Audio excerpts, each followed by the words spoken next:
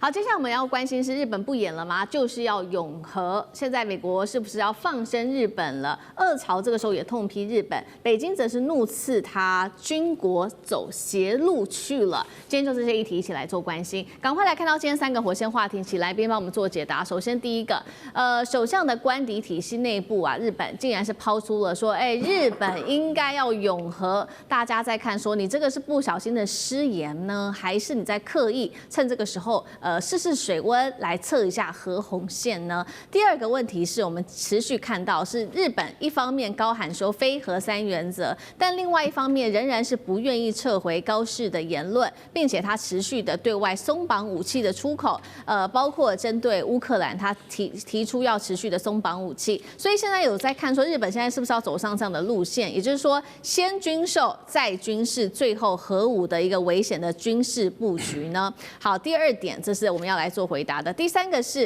到现在美国都没有出面力挺日本，国务卿甚至公开承认中国是强大的国家，希望能够跟中国大陆有更多的合作。难道这个时候，美国是要放生日本了吗？今天就这些议题，我们会一起的来做关心。好，这一句话非常的严重，因为它是来自于日本首相官邸体系内部的一名匿名官员，他直接这样说，他说日本应该要拥有核武。这话一出不得了了，引发了国际很激烈的反应。尤其现在目前在世界上，日本是唯一被原子弹炸过，而且它长期都是高举无核3原则，甚至扮演反核这种道德高标准的国家。如今怎么会是官方层级开始测风向？大胆的谈了永和这样子的一个议题呢？刚刚提到的国际社会其实有高度的谴责，包括了哪一些国家？首先3个，我们来看到北韩，他说怒斥啊，这是战犯国核野心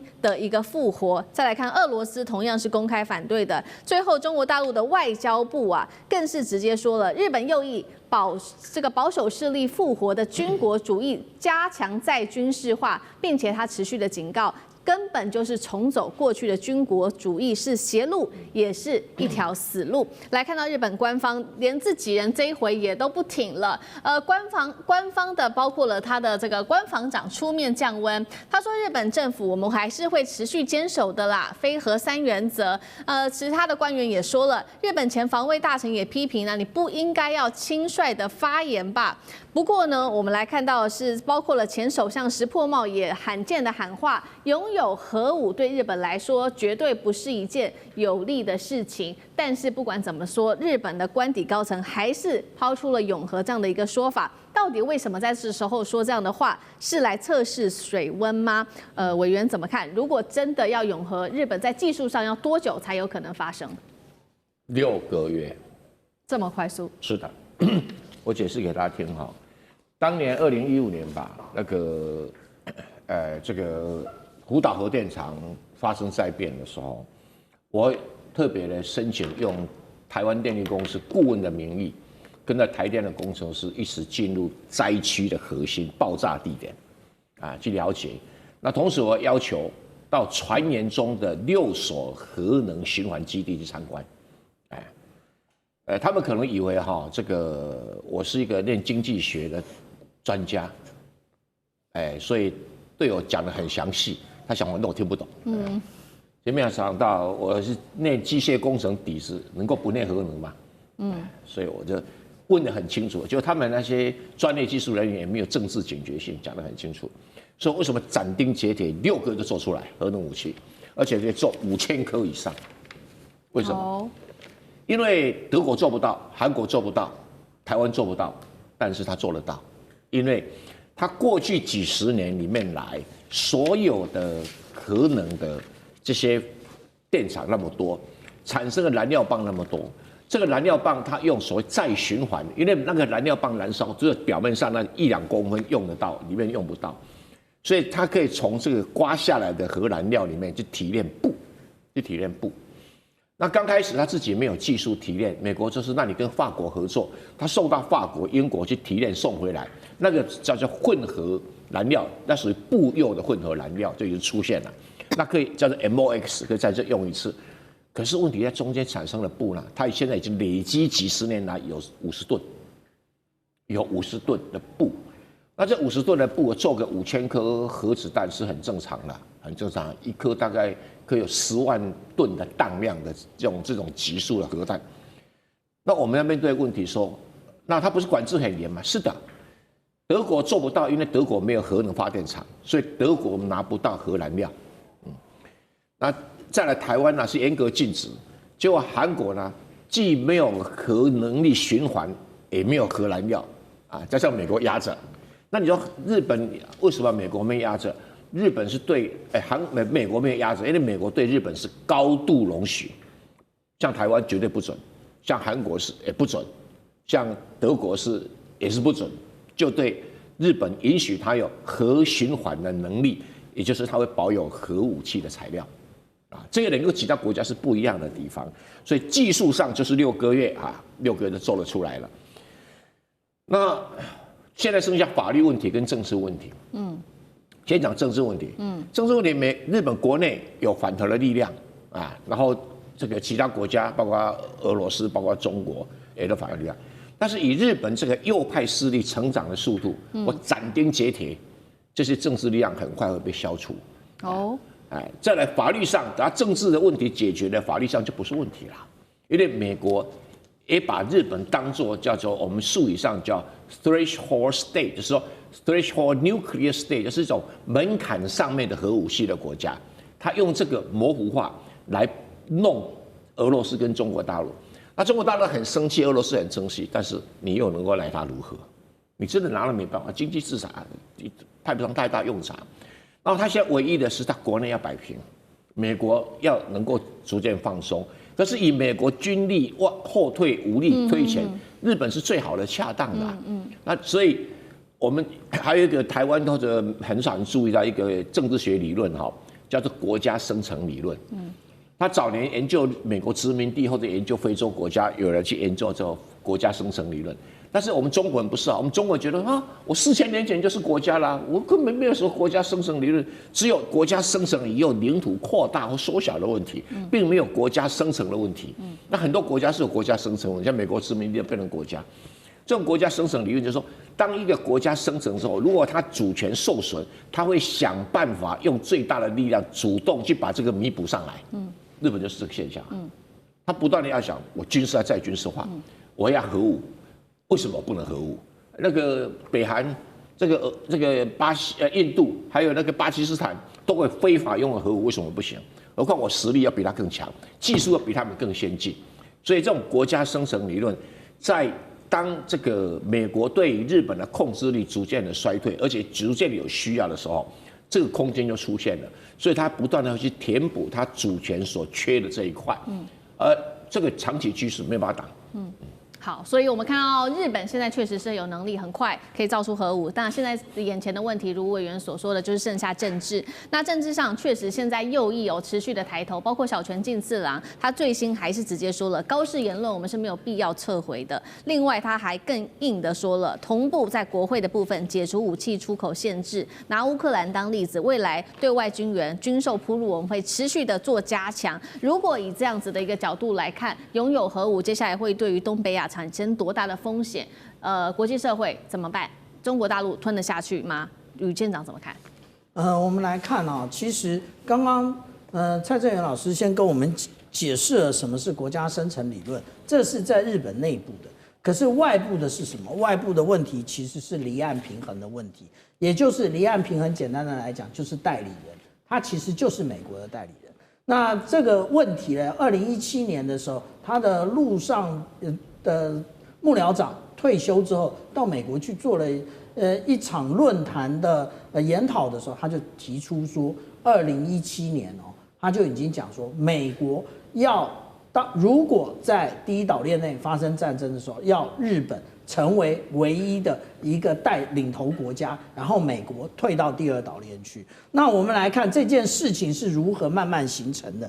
我们看到啊，这是2017年的时候他们所提出来的一个群岛防御。那在这个群岛防御里面，我们还看得到美国的角色，也就是他如果第一岛链发生任何的战争的时候，除了日本自己之外，美国他要派遣航空母舰，以及我们看到的这个战略轰炸机 B2， 它都要前往。可是当我们来看到2023年的时候，它就已经进行了改变。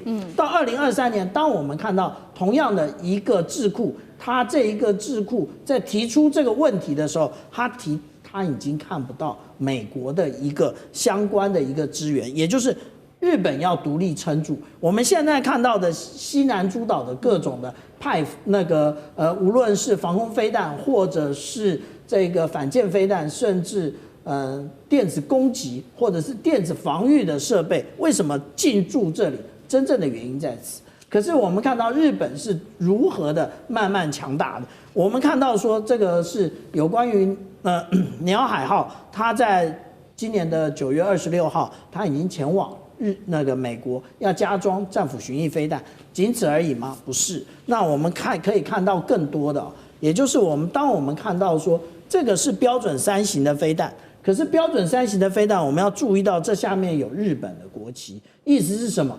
这个是有日本的技术在里面的。所以当我们看到这张图的时候，我们再看到另外一张图，大家就会非常的有感觉了。这个也就是现在要部署在与那国的这一个03式改进型的防空飞弹，改进型是在大家右下角这边看到的，是不是跟标准6型非常的像？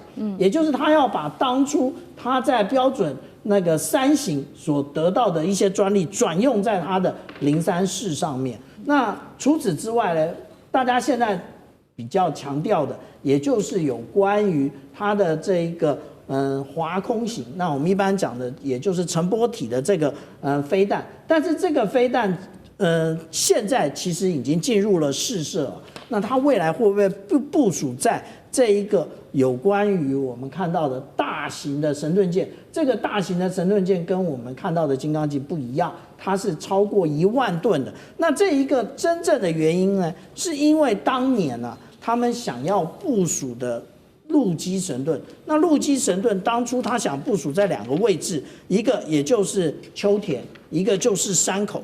他想部署这2个位置，大家看得非常清楚，也就是对于俄罗斯、对于中国、对于北韩，它可以进行全方位的一个防御。可是当当地人民的反对的时候，它现在变成要做陆上也就是神盾舰的部分。那当我们大家都认为那这一个是日本的一个单方面的作为的时候，其实不是。美国一直想做的，也就是因为美国自己没钱了，所以他就透过这个集体威慑，呢，他联络了日本、澳大利亚以及我们现在常常看到的东亚的国家，包含了韩国。其实他想要利用这种方式来遏制中国大陆，不过其实这都是徒劳无功的。为什么？因为除了核武器这个相互报复之外，其他的各形式的飞弹，其实中国都遥遥领先。好，确实，所以从整体可以看到，美国现在在第一岛链亚太地区这边在后撤，那希望前面这些第一岛链的国家可以自己来军事加强来对抗中国大陆。那确实，在日本方面，我们看到除了在军事化扩大它的军事布局之外，还有可能发展核武。那针对核武这个问题，到底目前美国的态度是什么呢？最新我们来看到，国务院只说日本是核不扩散全球领导者，其实他没有说太多话。另外，国务卿卢比欧直接在这件事情上，他也没有多做什么回应，他只是说中国是一个强大的国家，美国希望跟北京进行成熟务实的合作。所以，到底美国的态度是什么？是默默允许日本去做吗？那接下来中国大陆面对这样的威胁，可能会有什么样的动作？杨老师又怎么看？美国目前不能够讲太多话了。那当然，一个长期吃素的人，他突然今天吃荤了，那旁边的人还说你还是吃素比较好哈。那并不代表就是他将来不会吃荤呢。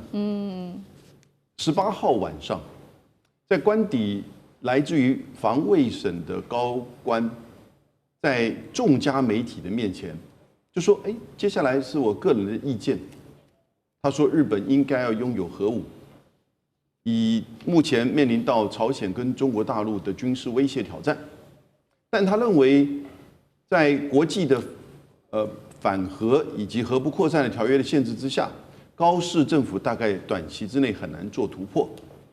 第二天19号早上，所有的报纸就疯了。读卖新闻、朝日新闻、共同社通通就报道了，这个绝对不是他个人的意见。日本的官员、官僚出身的官员，而且在官邸工作，他其实讲的话，而且是跟众家媒体一起讲，一定是代表一个讯息出来。结果第19号早上，官房长官自己讲话，媒体就问他说：“哎，这个官员而且是有名有姓的哦，哎，你怎么处理？”官房长官说：“那是他个人意见，要把他辞职，他不回答；要把他收回这个意见，他也不回答。就等于是确认了。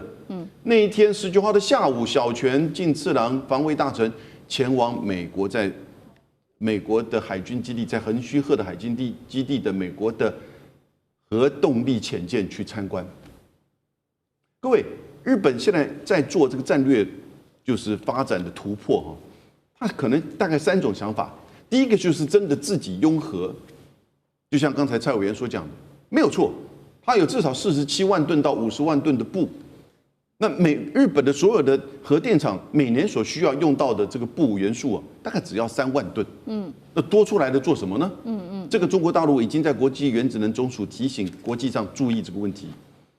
但是要它发展真正的核武哈，时间点是什么？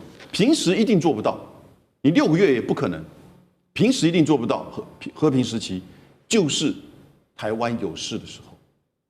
所以你现在回来发现到高市讲的台湾有事、日本有事、日本派兵都是假议题，他就等于是预备台湾有事，台海发生战争的时候，他会在最短的时间之内要决定要不要自己制造核武器。但你要知道，核武器、核弹头，你还有载具，那个要1000到3000公里的中程弹道飞弹。日本现在还没有，但他有这个技术，绝对有。他第二层要做的是，如果不是自己有，那就是让美国放在日本中程弹道飞弹跟核弹头。但这个也是一个很大的问题，你把日本变成古巴了。第3个就是他现在想要做的，小泉进次郎想要去做的，就是至少我们要把非核3原则当中的不引进给修改一下，那个要改。2015年的安保3法，因为他把它法律化了，也就是拥有核潜舰。那拥有核潜舰并不是核武器啊，核子动力的武器，它没有核子核主的这个效用。可是呢，那是第一步，那也许就是第一步，进一步去扩散哦，然后呢，拥有美国移植来的就是核武器部署的核武器，或者是自己将来发展，这都很难讲。不过这整个过程哈，日本会面临一个天翻地覆的内部的选择，以及国际上还有邻国，从朝鲜、俄罗斯到中国大陆，天翻地覆对他的制裁跟指责。大多数支持和平主义的日本人会支持这个方向吗？右翼冲撞还是有它的局限的，我认为啦。好，谢谢杨老师。那我们休息一下，马上回来。地缘政治。